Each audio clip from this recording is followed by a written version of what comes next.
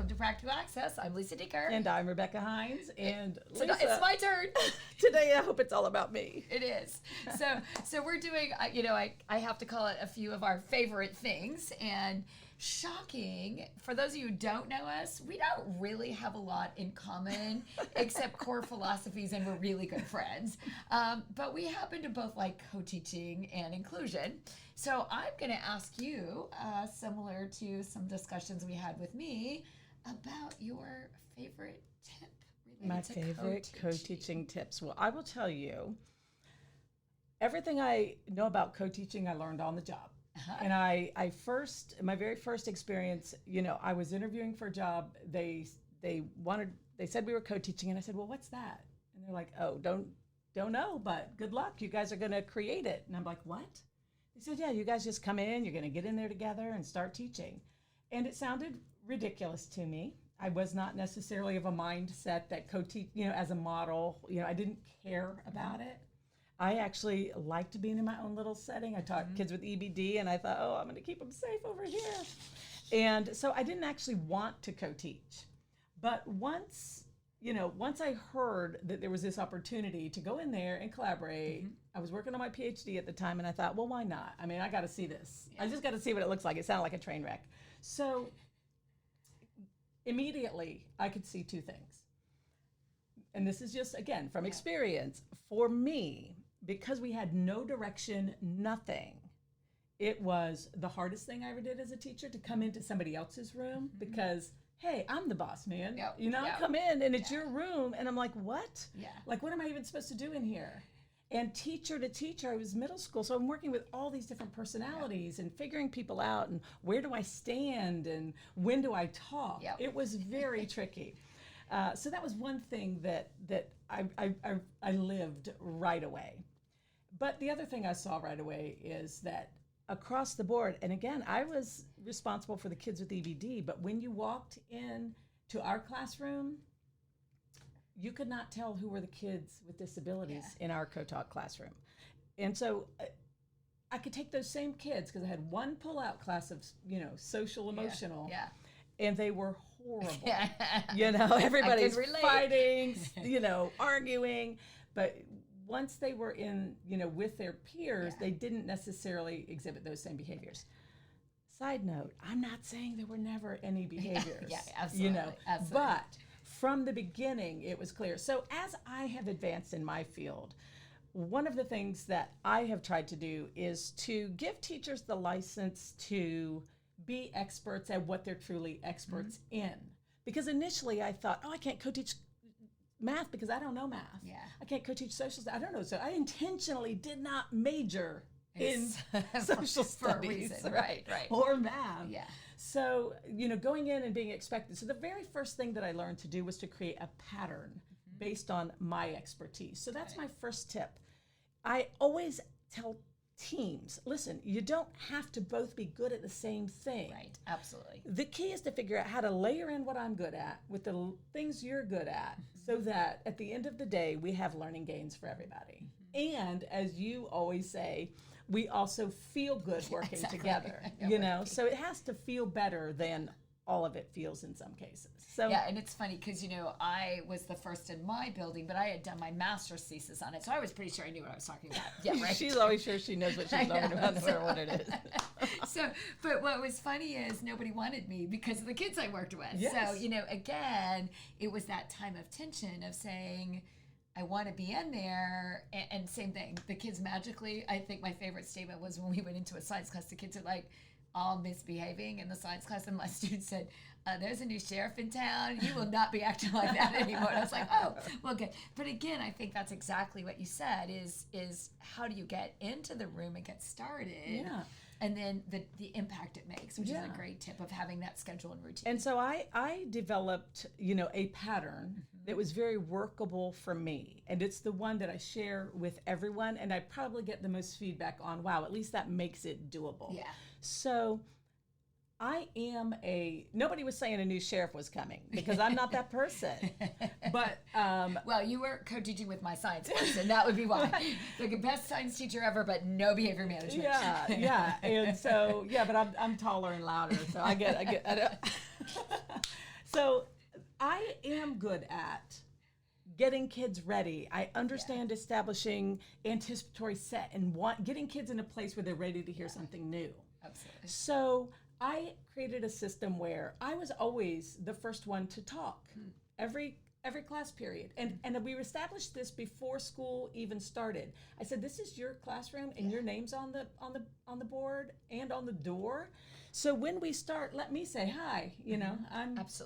I'm Miss Hines. I'm thrilled to be in here, this year with Miss Dieker, and together we're going to be teaching math. Because just hearing me first sets the stage that I'm a teacher here. And I see so many classrooms. I have walked in co-taught classrooms where I'm observing, and I'm like, okay, so which one is Mr. Hicks? And they're like, oh, he's that one. I said, okay, great. And what's his role? He's the helper. I'm like, what? I bet he does not know he's perceived as that.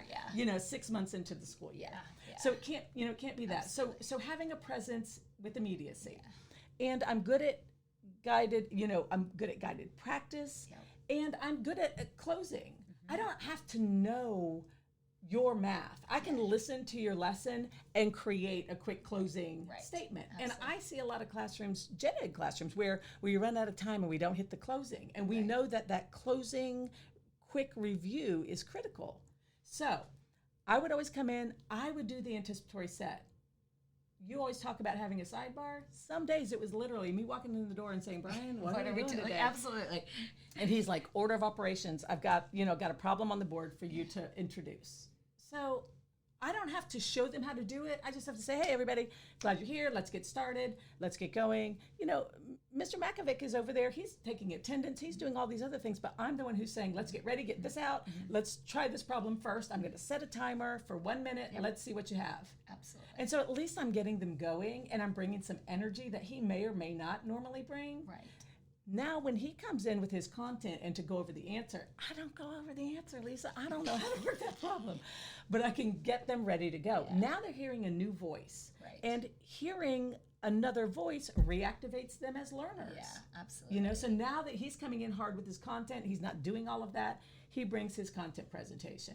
We set a pattern where he talks for approximately 10 minutes, and then I say, okay, quick review. Raise your hand if you heard this. Yeah. Write down this, and I do something, kind of a brain break, might be turn to your neighbor.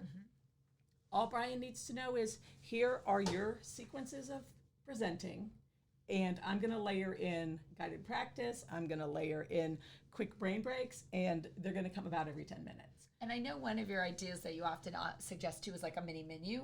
Yes. Yes. Of, here's some things I could offer that you might not be doing in the lesson in the first place, which I love that idea. Yeah. A menu approach to co-planning, that is my biggest planning tip. I would write down for my colleagues, here's all the things I can do. Check which ones you want me to bring to your class. It's a great idea. Because that way, what I'm bringing. Another tip that we used, I did not have time to co-plan content. So I did have some co-teachers who were plan advanced type of teachers, and some that weren't. Yeah. So it was like, if you give me your lesson plans, I'm going to highlight the part I can take the lead on. Right. That's a great tip. So then it was like, I'm not trying to write your plan with you. Right. You just tell me this is what you're doing when. And if I have a different idea, maybe I think, okay, well, where you were going to ask this, I'm going to do, I'll bring this. But I'll take care of that discussion part. I'll take care of this part. And, one of the things, I'm going to ask you a question there that often I get asked is, so now the speech therapist comes in for 30 minutes and the PT comes in for 15 minutes. How do you pivot in your highlight and your structure when those are predictable patterns, but they're somewhat unpredictable too? Right. Well, I'm glad you asked that, because in what I just described, it sounds like I'm talking about a lecture style classroom. And you're not. And I'm not. Because the truth is, those chunks of time, that's what I'm planning around. So it's like, okay, I know this person's coming at 11:30. So I did kind of do the air traffic control. Okay. So I know this person's coming at this time. So Brian, this week, this person's coming here. So let's do, you're going to come in with your content presentation. I'll do the brain break. Then we'll break into stations. Because some kids are going to need these support services. Sure. And Brian, you lead an extension station, and I'm going to lead a review station. Perfect. And the support person can work with whoever they need to over here. But it doesn't look stigmatizing because we're all in stations.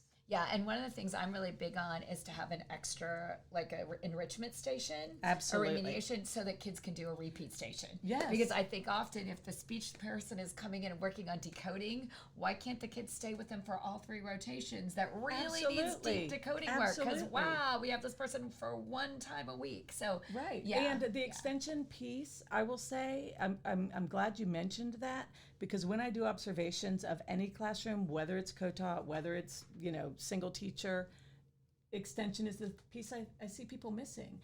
Co-teaching offers an opportunity to customize. Yes.